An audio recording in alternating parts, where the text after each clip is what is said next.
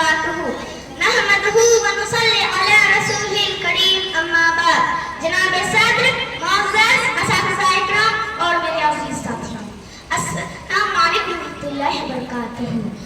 میرا نام صفیقہ سہیل ہے. میں رابعہ ڈانس اکیڈمی ارریہ میں درجہ چہارم کی طالبہ ہوں.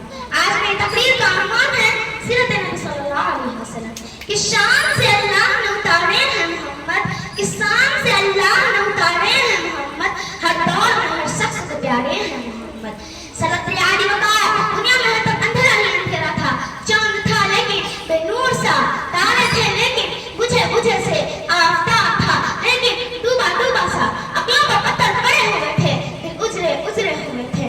خزانے بہاروں کو لوٹ کر چمن کو بے رنگ کر دیا تھا کہ اچانک میرے نبی کی آمد ہوئی جنہیں رحمت للعالمین بنا کر بھیجا گیا. وہ رحمت للعالمین جن کی انگلی سے صحرا میں چشمے پھوٹتے ہیں، وہ رحمت للعالمین جن کی سوار سے بیمار ہونے سے سیاہ ہو جاتے ہیں، وہ رحمت للعالمین جن کی قربت ابو بکر کو صدیق، عثمان کو غنی، عمر کو فاروق اور علی کو شیخ خدا بنا دیتی ہے. معزز سامعین، جس کی نسبت فاطمہ کو خاتون جنت، حسین کو سید الشہداء کا درجہ کرتی ہے.